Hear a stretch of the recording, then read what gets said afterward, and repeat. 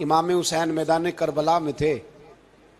ایک راوی کہتا ہے 3 دن پانی بند رہا ہے، روٹی بند رہی ہے، پر قرآن پاک کی تلاوت 1 منٹ کے لیے بھی بند نہیں ہوئی. دعا اور التجا 1 منٹ کے لیے بھی بند. حسین کے خیمے سے یہ آواز بار بار آتی رہی، یا اللہ استقامت بھی دے اور صبر بھی عطا فرما. دعا کا رستہ بند، تلاوت بند نہیں ہوئی، اللہ کی بارگاہ میں سجدے بند نہیں ہوئے. تو چھوڑ گیا، تو دعا تک نہیں مانگتا. دعا تو انقلاب برپا کر دیتی ہے، دعا تو حالات بدل دیتی ہے، دعا تو تبدیلی لے آتی ہے. کوئی بیٹھا ہوا مجھے دور دعا دیتا ہے، بس دعا دیتا، فقط دعا دیتا ہے.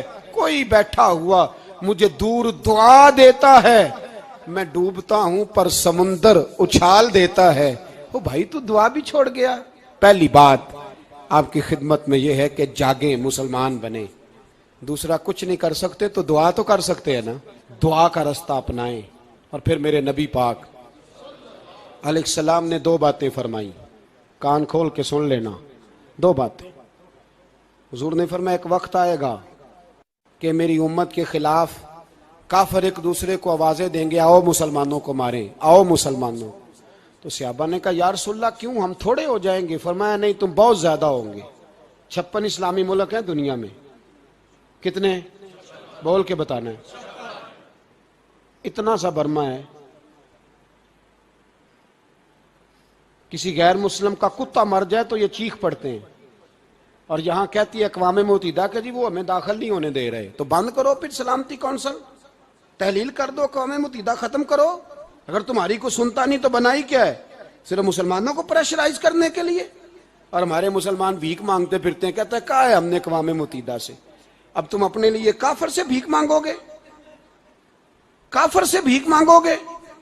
میرے عزیز نبی پاک علیہ الصلوۃ والسلام نے فرمایا کافر ایک دوسرے کو بلائیں گے مسلمانوں کو مارے. یا رسول اللہ ہم تھوڑے ہوں گے؟ فرمایا بہت زیادہ ہوں گے. تو حضور کیا ہوگا؟ فرمایا تمہیں وہن ہو جائے گا. یا رسول اللہ وہ کیا ہے؟ فرمایا دنیا سے پیار ہو جائے گا، مرنے کو دل نہیں کرے گا. دنیا سے اور مرنے کو. اس وقت سمجھ لینا کافر تم پہ حاوی ہے. میں اپنا اندازہ کروں، آپ اپنا کریں. مجھے دولت سے کتنا پیار ہے اور آپ کو کتنا پیار ہے. جھاگ کے سنیں یہ لفظ رسول پاک کے صلی اللہ علیہ. حضور نے فرمایا جب تجھے دنیا سے پیار ہو جائے، دولت سے پیار ہو جائے، اقتدار سے پیار ہو جائے، اور جب تجھے موت بری لگنے لگے، تیرا مرنے کو دل نہ کرے، پھر کافر تیرے اوپر چڑھ آئے گا. آج دولت ہی تو رہ گئی ہے، باقی بچا کیا ہے؟ میں اکثر کہتا ہوں شادیاں نہیں ہوتی، تجارتیں ہوتی ہیں. لڑکی والے کہتے ہیں کہ لڑکا زیور کتنا ڈالے گا، لڑکے والے کہتے ہیں لڑکی جہیز کتنا لائے گی. تجارت، ہر جگہ دولت، ہر جگہ پیسہ، ہر جگہ سرمایہ. جہاں جس معاشرے میں تلاوت بکے، نعت بکے، تقریر بکے، اس سے زیادہ اور تباہی کا معاملہ کیا ہوگا؟ میرے عزیز میرے رسول پاک علیہ الصلوۃ والسلام کے صحابہ کے قریب دنیا داری آ سکی نہیں آئی. حضرت ابو بکر صدیق نے پانی مانگا تو لوگوں نے دودھ دیا، فرمایا پیچھے کرو. ابو بکر نے نعمتیں چھوڑ دی ہیں. اب ابو بکر وہ والا کام کرتا ہے جو رسول پاک نے کیا ہے. فرمایا نہ دودھ شاید پیش نہ کرو، جو مانگتا ہوں بس وہ دو. حضرت ابو بکر صدیق نے بڑے مالدار تھے. حضرت عمر فاروق رضی اللہ تعالیٰ عنہ کے پاس صحابہ کرام جمع ہو کے آئے. کون سا ایسا شخص ہے جس کی تنخواہ میں اضافہ ہو جائے؟ تو لوگ کہتے ہیں نہیں مجھے نہیں چاہیے. پر ہم نے وہ لوگ دیکھے ہیں. حاجی صادق صاحب کو مسجد والوں نے کہا 1000 روپیہ تنخواہ بڑھانی ہے، تو حاجی صاحب کہنے لگے میرا بڑا سونا گزارا ہوتا ہے، مینوں نہیں بڑے نے.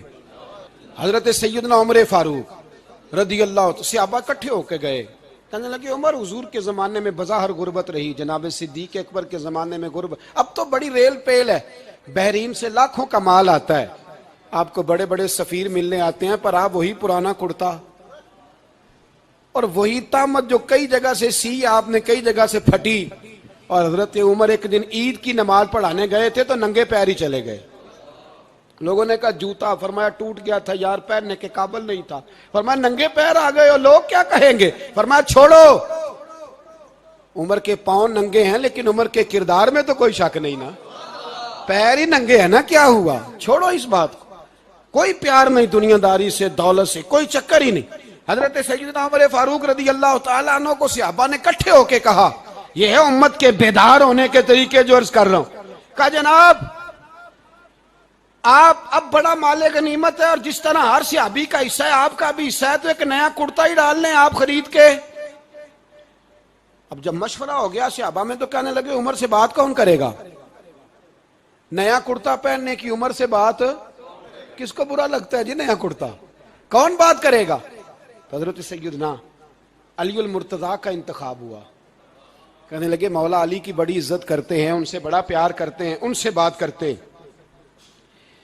تو حضرت علی کو بلایا گیا، عرض کی حضور مہربانی فرمائیں حضرت عمر سے کہے نئے کرتے کے لیے. آپ فرمانے لگے عمر میری بڑی قدر کرتا ہے، بڑی بات سنتا ہے، پر یہ والا کام نہیں میں عمر سے کہہ سکتا، یہ کسی اور سے کہو.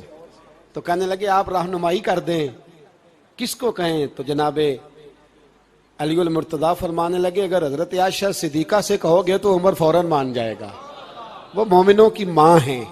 صحابہ حضرت عائشہ کے پاس، اماں جی عمر کو بلائیں، ان کو کہیں بڑے بڑے سفیر آئے ہوتے ہیں، وہی پرانے کپڑے پہن کے بیٹھ جاتے ہیں.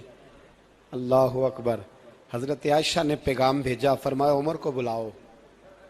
عمر فاروق دوڑے ہوئے آئے، پردے کے پیچھے حضرت عائشہ کے پاس گھٹنوں کے بل، اماں جی دیر تو نہیں کر آیا میں آنے میں؟ حکم ہو، حضور کے گھر سے پیغام آیا، بڑے بڑے سفیروں کو چھوڑ کے بھاگے.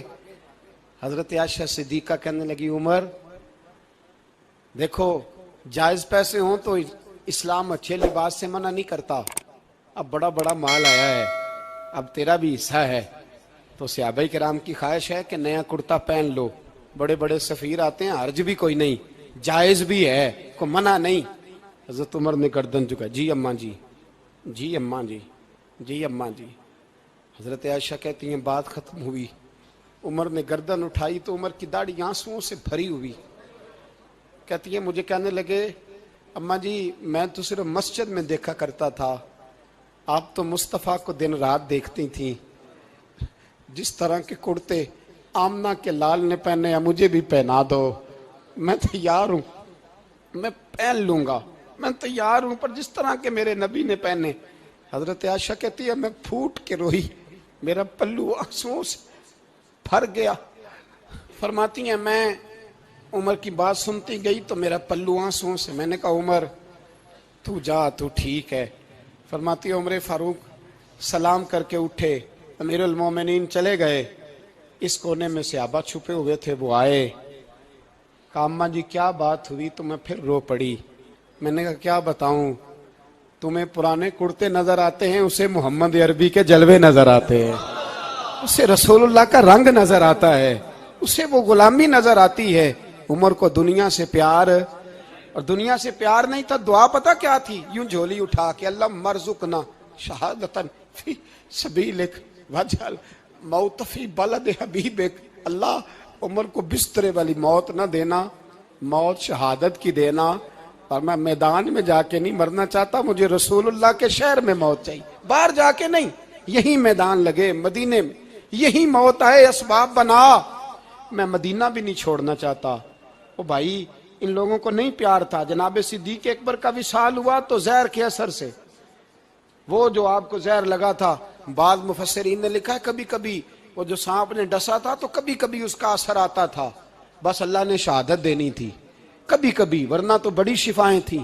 حضرت عمر شہید، حضرت عثمان، جناب علی، امام حسن، امام حسین، علی اکبر، علی اصغر، حضرت عباس، حضرت سعد بن معاذ، حضرت امیر حمزہ، مصعب بن عمیر.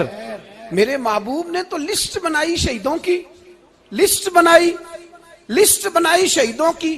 شہادت سے پیار کیا رسول اللہ صلی اللہ علیہ وسلم کے غلاموں نے، پیار کیا شہادت سے، اسی لیے تو کافر اٹھ نہیں سکا کہ شہادت سے. حضرت سعد بن معاذ رضی اللہ تعالیٰ عنہ کو زخم لگ گیا، جنگ سے زندہ آ گئے لیکن زخم ہے، رو کے کہنے لگے محبوبہ سارے شہید ہو گئے، میں ایسے ہی رہ گیا. حضور نے فرمایا نہیں، رب تجھے بھی شہادت کی موت ہی عطا فرمائے گا. اسی زخم میں پردہ ہو گیا. میرے بھائی حضرت عمر بن جموع رضی اللہ تعالیٰ عنہ 4 بیٹے لے کے احد کے میدان میں آئے، کہا محبوبہ میرے 4 ہی تھے، میں سارے لے آیا ہوں، سارے ہی قبول ہیں؟ اور میں ٹھیک ہے۔ پھر خود بھی زرہ پہن لی، ایک ٹانگ سے لنگڑے تھے، ٹانگ چھوٹی تھی۔ حضور نے فرمایا تو نے کیوں لباس پہن لیا ہے؟ کہا حضور میں نے بھی تو جہاد پہ جانا ہے نا۔ تو حضور نے فرمایا تیرے 4 بیٹے جو جا رہے ہیں۔ تو کہا یا رسول اللہ کیا لنگڑے جنت میں نہیں جا سکتے؟ حضور لنگڑے اللہ کو قبول نہیں، میں نہیں جا سکتا۔ تو میرے نبی پاک صلی اللہ علیہ وسلم نے فرمایا نہیں، جنت تو تیرا انتظار کر رہی ہے۔ کہا حضور پھر میں بھی جاؤں گا، بچے جائیں گے تو میں بھی جاؤں گا۔ ایک بی بی احد کے دن 3 سال کا بچہ لے کے گھر سے نکلی، بیبیوں کو کہتی ہے میرا خامد بھی بدر میں شہید ہوا، بھائی بھی اور باپ بھی، آج حضور نے پھر بلایا ہے، دل کرتا تھا کوئی جوان بیٹا ہوتا تو میں پیش کرتی، پر اب میرے پاس یہ 3 سال کا ہی ہے۔ بچہ لیا مدینے میں مسجد نبوی میں، حضرت بلال سے کہنے لگی 2 منٹ حضور کا دیدار چاہیے۔ نبی پاک آئے، کیسے آئی ہو؟ کہنے لگی محبوبہ میں شہید کی بیٹی، شہید کی بہن، شہید کی بیوہ ہوں، میرے پاس اب جوان تو کوئی نہیں، یہ 3 سال کا ہی ہے۔ حضور نے مسکرا کے فرمایا یہ کرے گا کیا؟ کرے گا؟ کہنے لگی حضور سنا ہے اسلحہ تھوڑا ہے، ڈھال کی ضرورت ہے، لوہے کی ڈھال ہوتی تھی، جب تلوار آتی تھی تو آگے کی جاتی تھی۔ کہا محبوبہ میرا شہید کی اماں بننے کو بڑا دل کرتا ہے، یہ میرا 3 سال کا لے جاؤ، جب تیر آپ کی طرف آیا تو میرا بیٹا آگے کر دینا، یہ ڈھال کا کام تو دے گا نا۔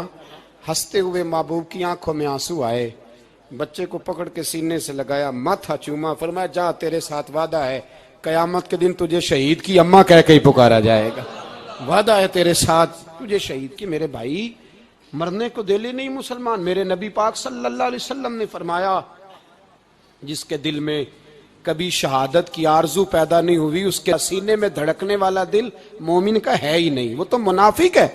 جو کبھی دین کے رستے میں شہید ہونے کو، میرے بھائیوں دین کو بڑی ضرورت ہے، بڑی ضرورت ہے، بڑی۔ اے خاصان رسول وقت دعا ہے، امت پہ تیری آ کے عجب وقت پڑا ہے۔ وہ دین جو بڑی شان سے نکلا تھا وطن سے، پردیس میں وہ آج غریب الغربا ہے۔ فریاد ہے اے کشتی امت کے نگہباں، بیڑا یہ تباہی کے قریب آن لگا ہے۔ اور ایک شاعر قلم توڑ گیا، کہنے لگا تجھ سے فریاد ہے اے گنبد خضرا والے، تجھ سے فریاد ہے اے گنبد خضرا والے، کعبے والوں کو ستاتے ہیں کلیسا والے، تجھ سے فریاد اے گنبد خضرا۔ اپنے اندر دین کا درد پیدا کرو، ذوق پیدا کرو، مسلمان بن کے جینا سیکھو۔